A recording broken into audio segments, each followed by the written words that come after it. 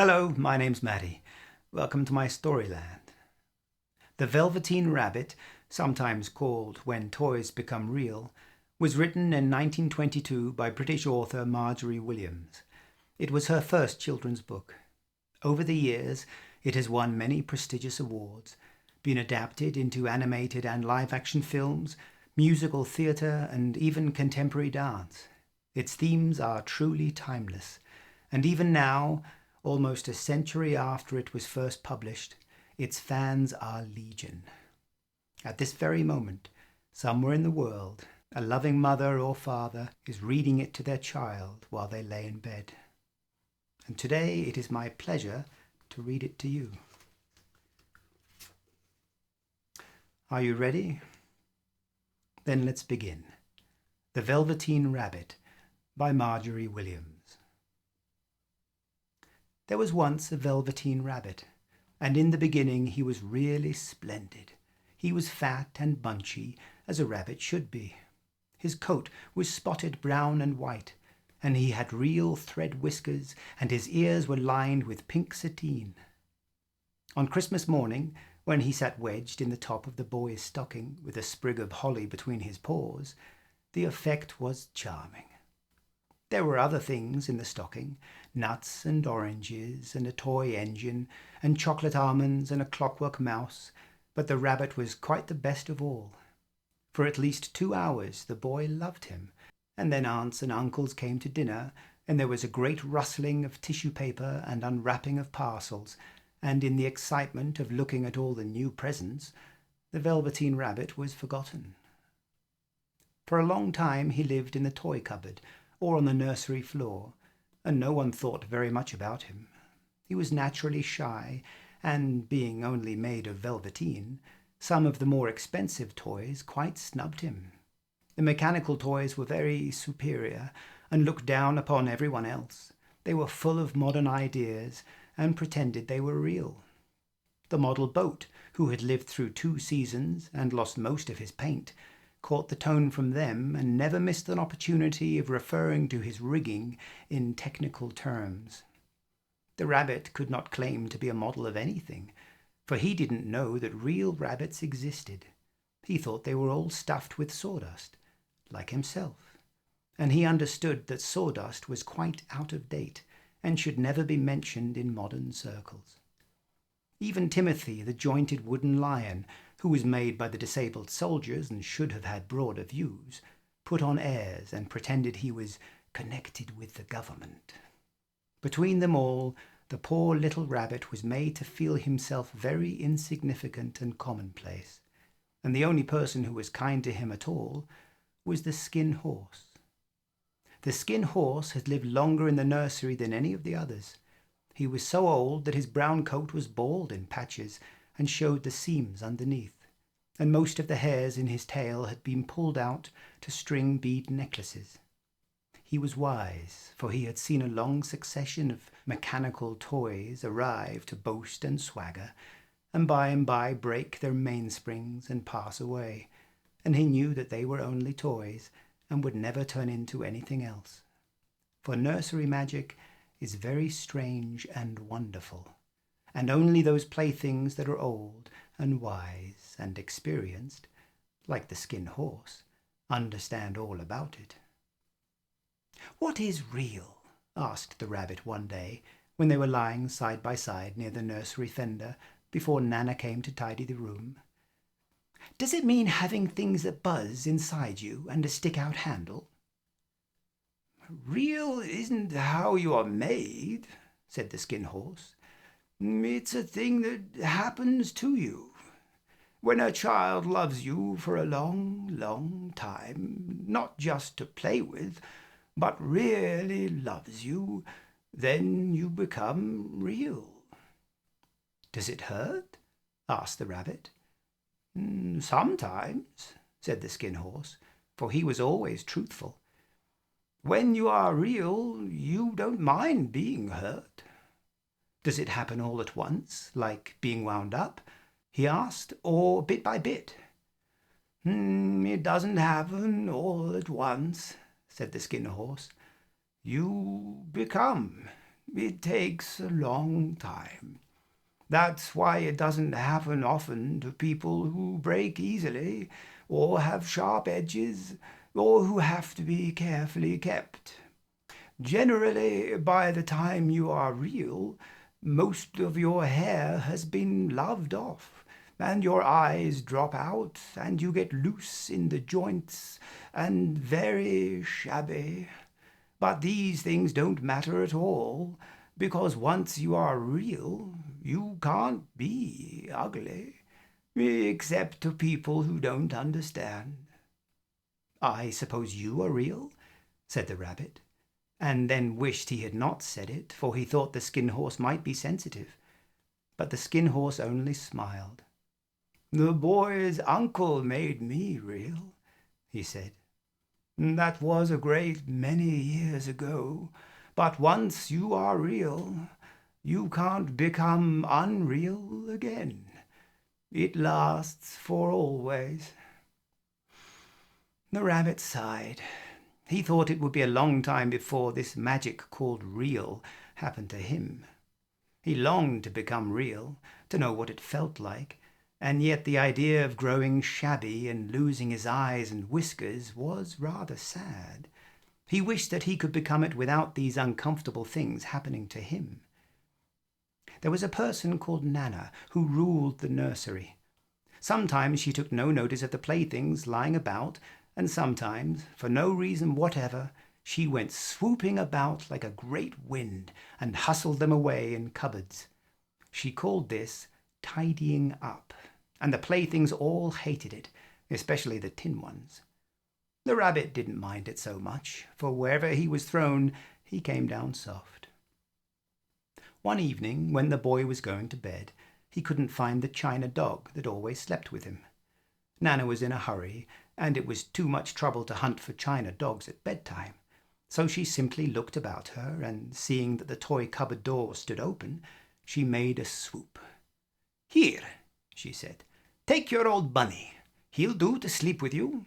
And she dragged the rabbit out by one ear and put him into the boy's arms. That night, and for many nights after, the Velveteen Rabbit slept in the boy's bed. At first he found it rather uncomfortable, for the boy hugged him very tight, and sometimes he rolled over on him, and sometimes he pushed him so far under the pillow that the rabbit could scarcely breathe. And he missed, too, those long moonlight hours in the nursery when all the house was silent, and his talks with the Skin Horse. But very soon he grew to like it, for the boy used to talk to him, and made nice tunnels for him under the bedclothes that he said were like the burrows the real rabbits lived in. And they had splendid games together in whispers when Nana had gone away to her supper and left the nightlight burning on the mantelpiece. And when the boy dropped off to sleep, the rabbit would snuggle down close under his little warm chin and dream, with the boy's hands clasped close round him all night long.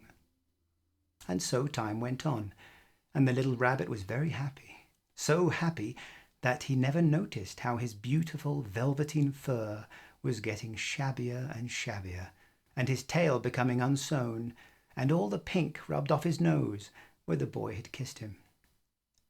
Spring came, and they had long days in the garden, for wherever the boy went, the rabbit went too. He had rides in the wheelbarrow and picnics on the grass, and lovely fairy huts built for him under the raspberry canes behind the flower border. And once, when the boy was called away suddenly to go out to tea, the rabbit was left out on the lawn until long after dusk, and Nana had to come and look for him with the candle because the boy couldn't go to sleep unless he was there. He was wet through with the dew and quite earthy from diving into the burrows the boy had made for him in the flower bed, and Nana grumbled as she rubbed him off with a corner of her apron. "You must have your old bunny," she said. "Fancy all that fuss for a toy." The boy sat up in bed and stretched out his hands. "Give me my bunny," he said. "You mustn't say that. He isn't a toy. He's real." When the little rabbit heard that, he was happy, for he knew that what the Skin Horse had said was true at last. The nursery magic had happened to him, and he was a toy no longer. He was real. The boy himself had said it. That night he was almost too happy to sleep, and so much love stirred in his little sawdust heart that it almost burst. And into his boot-button eyes, that had long ago lost their polish, there came a look of wisdom and beauty, so that even Nana noticed it next morning when she picked him up and said, "I declare if that old bunny hasn't got quite a knowing expression." That was a wonderful summer. Near the house where they lived there was a wood, and in the long June evenings the boy liked to go there after tea to play. He took the Velveteen Rabbit with him, and before he wandered off to pick flowers or play at brigands among the trees, he always made the rabbit a little nest somewhere among the bracken where he would be quite cosy, for he was a kind-hearted little boy, and he liked Bunny to be comfortable. One evening, while the rabbit was lying there alone, watching the ants that ran to and fro between his velvet paws in the grass, he saw two strange beings creep out of the tall bracken near him. They were rabbits like himself, but quite furry and brand new. They must have been very well made, for their seams didn't show at all, and they changed shape in a queer way when they moved. One minute they were long and thin, and the next minute fat and bunchy, instead of always staying the same like he did. Their feet padded softly on the ground, and they crept quite close to him, twitching their noses, while the rabbit stared hard to see which side the clockwork stuck out, for he knew that people who jump generally have something to wind them up. But he couldn't see it. They were evidently a new kind of rabbit altogether. They stared at him, and the little rabbit stared back, and all the time their noses twitched. "Why don't you get up and play with us?" one of them asked. I don't feel like it," said the rabbit, for he didn't want to explain that he had no clockwork. "Oh," said the furry rabbit, "it's as easy as anything," and he gave a hop sideways and stood on his hind legs. "I don't believe you can," he said. "I can," said the little rabbit. "I can jump higher than anything." He meant when the boy threw him, but of course he didn't want to say so. "Can you hop on your hind legs?" asked the furry rabbit. That was a dreadful question, for the Velveteen Rabbit had no hind legs at all. The back of him was made all in one piece, like a pincushion. He sat still in the bracken and hoped that the other rabbits wouldn't notice. "I don't want to," he said again. But the wild rabbits have very sharp eyes, and this one stretched out his neck and looked. "He hasn't got any hind legs," he called out. "Fancy a rabbit without hind legs!" And he began to laugh. "I have," cried the little rabbit. "I have got hind legs. I'm sitting on them." "Then stretch them out and show me, like this," said the wild rabbit. And he began to whirl around and dance till the little rabbit got quite dizzy. I don't like dancing," he said. "I'd rather sit still." But all the while he was longing to dance, for a funny new tickly feeling ran through him, and he felt he would give anything in the world to be able to jump about like these rabbits did. The strange rabbit stopped dancing and came quite close. He came so close this time that his long whiskers brushed the Velveteen Rabbit's ear, and then he wrinkled his nose suddenly and flattened his ears and jumped backwards. "He doesn't smell right," he exclaimed. "He isn't a rabbit at all. He isn't real." "I am real," said the little rabbit. "I am real. The boy said so." And he nearly began to cry. Just then there was a sound of footsteps, and the boy ran past near them, and with a stamp of feet and a flash of white tails, the two strange rabbits disappeared. "Come back and play with me," called the little rabbit. "Oh, do come back. I know I am real." But there was no answer.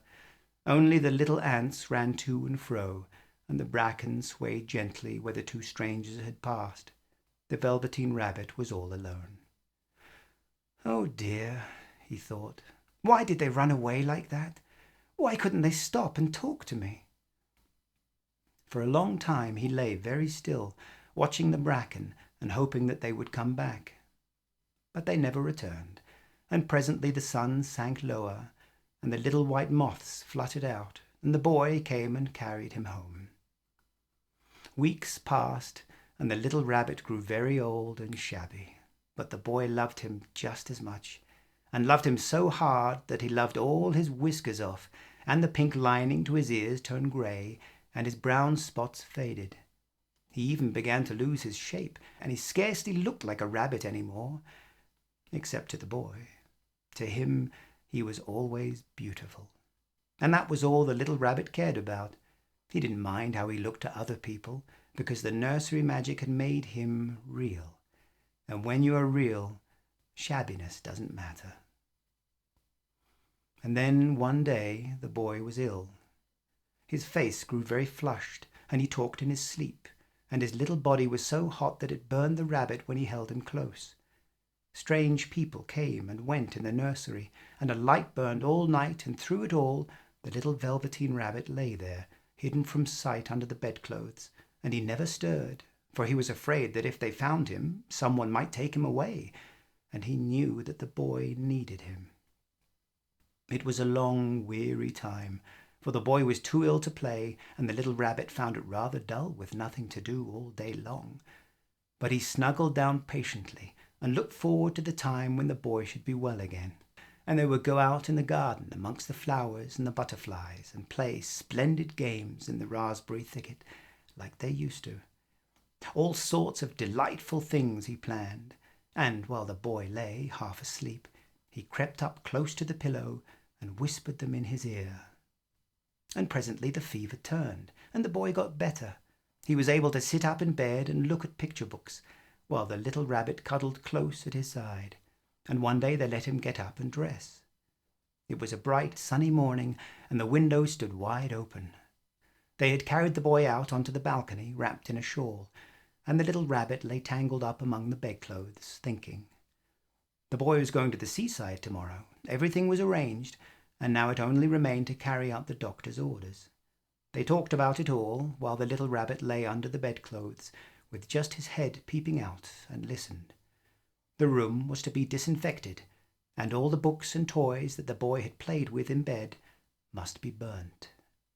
"Hurrah!" thought the little rabbit. "Tomorrow we shall go to the seaside."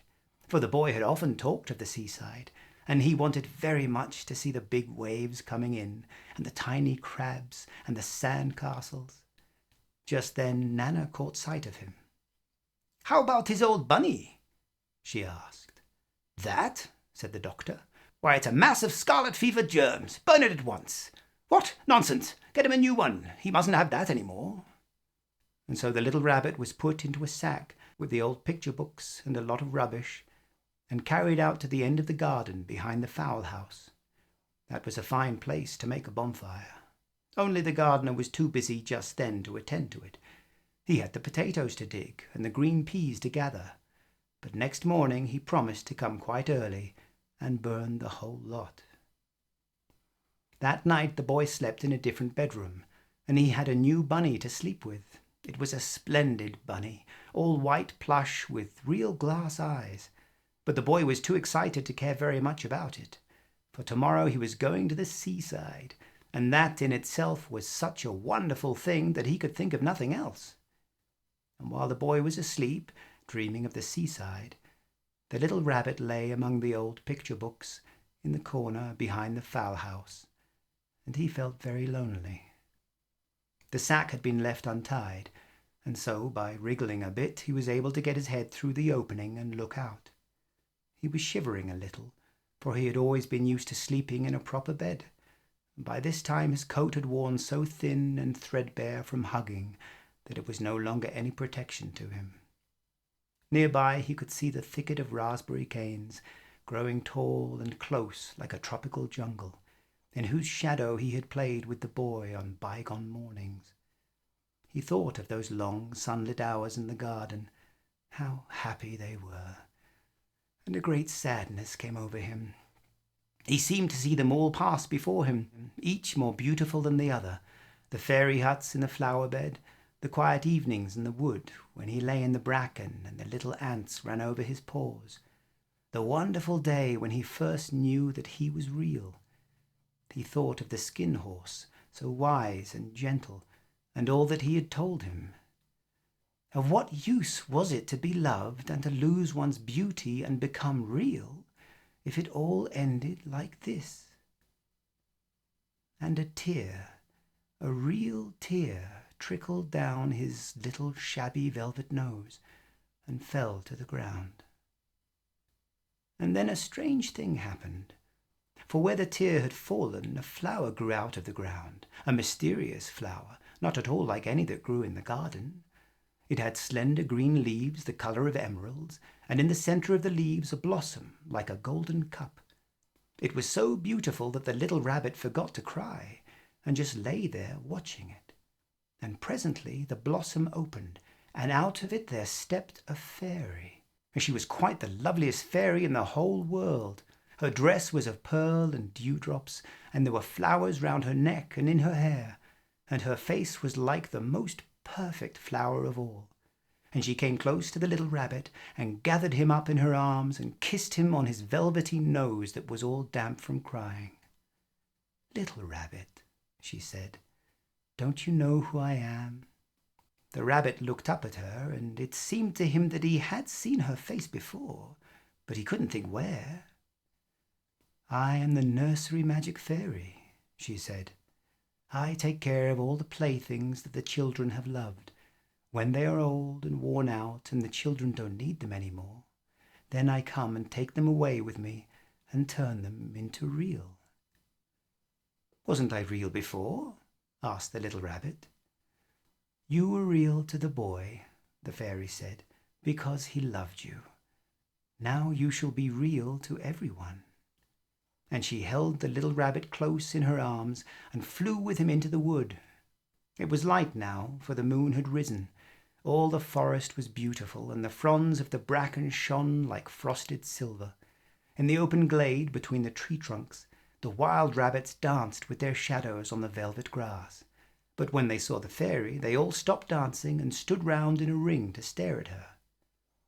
"I've brought you a new playfellow," the fairy said. "You must be very kind to him and teach him all he needs to know in Rabbitland, for he is going to live with you for ever and ever." She kissed the little rabbit again and put him down on the grass. "Run and play, little rabbit," she said.